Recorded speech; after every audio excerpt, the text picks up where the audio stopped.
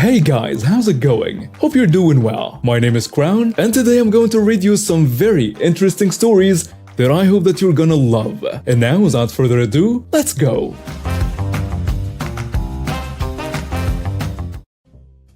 For context, at the time I was in my late 20s, at the early stages of an MS diagnosis, and having a horrible day. This was in late 2009. There I was in all my glory wearing my horribly green-colored polo, training a new girl at the till. I had been in the store for over 10 hours at that point, and I was at my wit's end. The girl that I was training was absolutely so good when it came to catching on to the intricacies of the system and really knew what she was doing. As I'm standing in the office, I hear the chime of the door opening and look out to see this scrawny little guy. Maybe in his late 30s. He seemed like a nice gentleman, so I walked to the edge of the counter, leaning against it as my new co-worker put on her customer smile. "How can I help you today, sir?" "I'm going to be filling up. Not sure how much." Note here in my state, every pump is prepay. If you are filling up, we tend to waive that and hold on to the money handed to us so we can give the change back. "No problem, sir." The guy puts $50 on the counter and walks away towards the restroom when the ding-in for the pump goes off. The new coworker of mine turns on the pump for what appears to be his wife. Seems like a perfectly normal thing, right? Wrong. The pump hits $20 and we hear the distinct call of a wild and very angry Karen. We both look up to see the man's wife screaming bloody murder. She's throwing things and having a full-blown tantrum next to the pump. She's punching and kicking him before turning slowly towards the window where she sees us standing wide-eyed at her antics. Beside me I hear, "Oh no." I turn to see the poor scrawny soul his mouth agape at what he's witnessing, and I can swear at this point, the Karen has become full-blown possessed. She comes barreling in like a bull seeing red and begins to scream at my new co-worker. "You stupid jerk! Why didn't you turn off the pump?" "Miss, he said he was filling up." As she points to the scrawny little guy. "No, he said put $5 in, you stupid cow." So I say, "No ma'am, he didn't." Her eyes turned to me and a vicious scowl came across her face. Sir?" I said, "Fill up, honey." She begins screaming about us stealing from her children, jumping and stomping on the floor.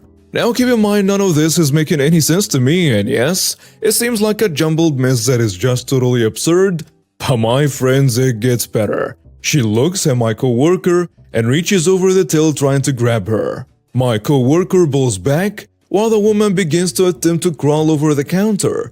The man is just standing there and I can see the utter shock on his face. "Enough!"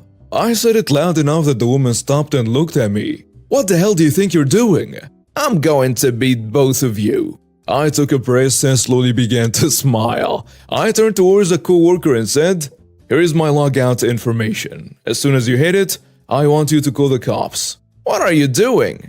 "Well, you said you wanted to kick my butt. So, I'm logging out." I'm taking off my name tag and my jacket. She's looking at me with this shocked expression. My coworker is now on the phone with 911.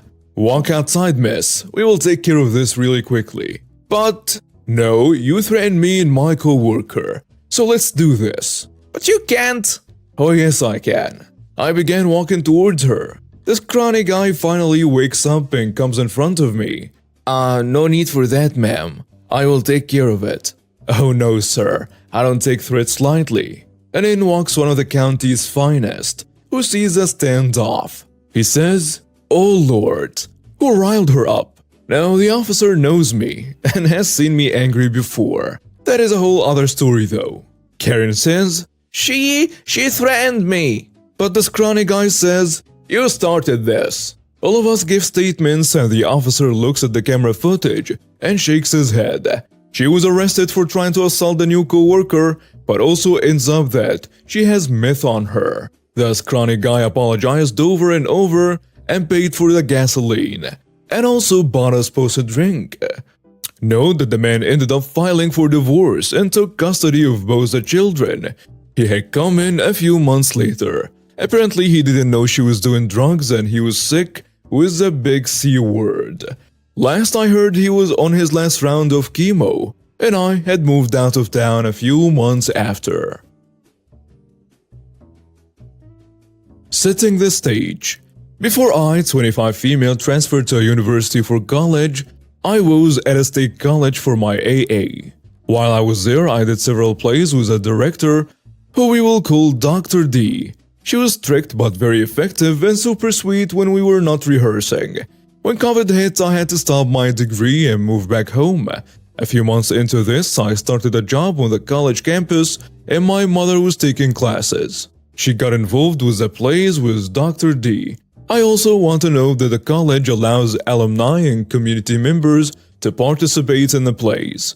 Act 1, Scene 1. Dr. D was doing a play and my mother had a main role. I decided to jump in and help with the costumes. Everyone in the cast was very nice, except for one, Enter Chad. Chad was in his late 60s, early 70s. He had decided to pursue acting and was taking drama classes with Dr. D. He was a nightmare. He argued with Dr. D about anything under the sun. If Dr. D wanted him to give a line a certain way, he would argue back or blame the person he was with for giving their line the incorrect way. And heaven forbid you forgot your line or said the wrong one. He also snapped at me a few times over costumes. If it wasn't for Dr. D, I would have made me and my mother drop out, but we stayed and we were grateful when the play was over and we wouldn't have to see him again. Or so we thought. Act 1, Scene 2. A few months later, I was working in my chosen field, having finished my degree, and my mother was still active on campus. She was helping in Dr. D's new play and was in charge of costumes. However, Chad was the assistant director. According to Dr. D, no one else wanted to do it, and she needed the help. My mother would come home each week with horror stories of Chad. He would yell at the actors when Dr. D was not around, argue with Dr. D about blocking, line delivery, and so on. At the same time, the main girl was never at rehearsal, and as the performance drew nearer, Dr. D panicked. Less than a week before the performance, she handed me a script and asked me to take over lead. I don't know how the girl took it. She hadn't been to rehearsal in weeks and I never met her after. As I said, I had worked with Dr. D for, at this point, years and had done several plays with her, so I jumped in. How I managed to memorize and perform a 2-act play seamlessly, I have no idea. And yes, I'm bragging because I'm extremely proud of myself for it, and I know I will never be able to do that again. At this point, I got to see Chad in action. Act 2, Scene 2. He constantly yelled and made snide comments. I only had a weekend and 2 days to participate, so the cast met very often. He would take over the line reading saying he did it better and that we needed to keep up with him. The day before, we had a full dress rehearsal on the stage, and the whole time he was yelling backstage at us over props we wouldn't use till Act 2, to the point that Dr. D had to stop rehearsal, walk backstage, and yell at him to shut up. When we were cleaning up, Dr. D told me to sit some of the closing on stage, which he hated and yelled at me for, but I stood my ground because Dr. D wanted it and she was in charge. He told my mother I was a disrespectful brat, and my mother told him that no, I was not. Act 2, Scene 3. The night of the play, we had 2 performances. Between the first and the second show, my mother was working on our hairs in the ladies' dressing room when he stormed in screaming, "You need to be on stage! What are you doing?" No, he was not allowed in the dressing room. He was supposed to call from the door places 5, which means be in your place in 5 minutes. I jumped up and hustled towards the stage while the girls yelled at him to get out. When I got backstage where my blouse was, I was in a tank top and the blouse stayed backstage. I ran into Dr. D, who joked with me and made her way to the audience. My mother joined me, and as we were walking toward the stage entrance, she was setting up my mic back. I could see Chad at the same entrance cursing up a storm. I could hear bits and pieces and then heard my name. I was about to pass him when I heard him say, OP is so disrespectful. Just do your job. I stopped in front of him and said, "Why are you talking bad about me? I'm about to go on stage." He turned and screamed, "Stay out of it." As I was passing, I said, "Just stop talking about me and focus." At this point, I was just past him, and he turned and punched me in the back of my shoulder. I almost dropped to the floor. It was that hard. I straightened and turned, and in a millisecond I had to decide, do I beat this man out or yell? I chose to yell because my mother was between us. "You can't hit people. You just hit me." "I'll do it again. Stay out of it." At this point, he started charging me when my mother rammed him into the wall, got in his face and said, "Don't you dare touch my daughter." At this point, he snapped out of it and became remorseful. He kept going, "Oh, I'm sorry, hit me instead," over and over again. All this happened when the overhead announcement for cell phones and flash photography were going off, so no one in the audience heard. We had been surrounded by the other actors and stagehands who witnessed this happen. One of the actresses grabbed my hands and helped me get on stage. I have little to no memory of that second performance. According to the stagehands and the audience, I did amazing. I really have no memory, but apparently I didn't miss a line, emotion, or blocking. While I was on stage for 2 acts and I was almost never off, this is what happened. One of the actresses told a stagehand to get Dr. D and threatened Chad with security if he did not leave. He walked off and Dr. D met him. She forced him to leave and chewed him out. After the play, I was told if I wanted to go to campus security, I could. It was my choice. It was 11 p.m. and campus security had already gone home. Epilogue. The next morning, I went and reported Chad to the campus police. I was able to give a list of the witnesses who confirmed my story. Several things were revealed when they spoke to the witnesses. He was body-shaming one of the actresses, telling her she needed to trim up for the role and was too bulk. He had been inappropriately touching one of the actors. The poor kid was 18 and didn't know if it was a normal theater thing. He didn't know who to talk to and it came out to the campus police. He later told us what had happened. The stagehands only worked with us for 3 days and the whole time he bullied and berated them. He would scream in their face for the smallest stuff. Most of the stagehands were 18 or 19-year-olds who were there to volunteer or for extra credit in their drama class. This next part is karma and a bit of revenge. He was expelled from the school and banned from attending any more school-related functions. As I said, the community and the alumni were allowed to attend certain events. Dr. D and I took it one step further. She reached out to all her theater contacts and he is banned from performing, volunteering, or assisting in anything theater-related anywhere near where we live and some. That way, history cannot repeat itself. My Gmail account got hacked way back in the day, 2008, before 2FA. I never found out how, but I'm guessing it was a dictionary attack. I had a short and weak password. I stupidly had my PayPal account under the same email address and had the same crappy password. And of course I had PayPal linked to my old checking account, though online banking had different credentials. And after I realized I was hacked and went to see how bad the damage was, of course there was a new transfer of $500 from my PayPal via the checking account to a different PayPal account. I hadn't used that checking account for a few years and its balance was basically zero. I called the bank, told them what was going on, closed the account, and they confirmed that any pending withdrawals would simply fail when they got them. I was in the clear on their side. I checked the still pending PayPal transfer and found that there was an email address associated with the Distinction account. I looked around, mostly Google searches, nothing fancy, and found that the email address belonged to a college kid in California.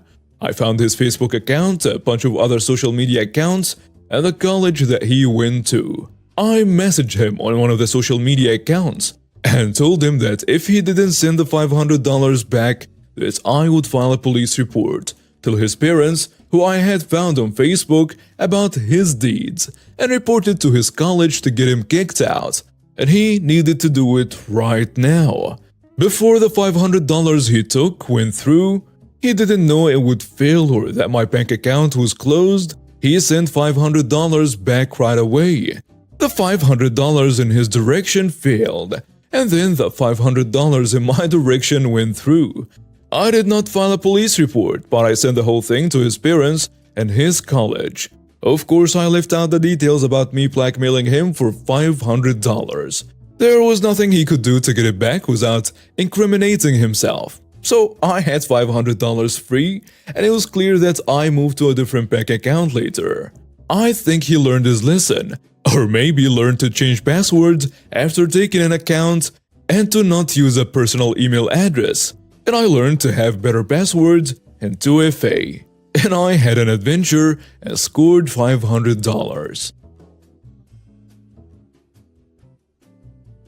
So here is a little story from my middle school. Back when I was in 7th grade, my class would always play Knockout at every recess. Other than Four Squares, it was the most popular game at the school. But one day, some annoying teachers thought it was too rough and too unkind to other players. Their reasoning was you shouldn't be able to hit or knock another player's ball away. So one day they gave us a long lecture and made a new rule so that you could not touch another player's ball. My entire class was not happy with this new rule. So fast forward a few days, we decided to revert to the old way of playing. And of course, the teachers stopped us. They gave us the same lecture as before. Next day, we reverted to the old way again. But this time the teacher decided to ban us from playing Knockout. A few of my buddies then came up with a new game called Flinger. The rules are exactly the same as Knockout, except instead of knocking the ball, you fling the ball. An annoying teacher comes up to us while we were playing Flinger and says, "I thought we told you that you weren't allowed to play Knockout anymore." My friend replies, "But we aren't playing Knockout." "It sure looks like Knockout to me." "This is Flinger, ma'am. You fling the ball rather than knock it." The teacher then told us to stop playing Flinger, and she stormed off. Next week, there was a sheet of paper on the windows in each classroom that read, "Official rules of Knockout and Flinger." Yeah, good luck with that. And now we have reached the end of today's stories. Thank you for watching and see you next time.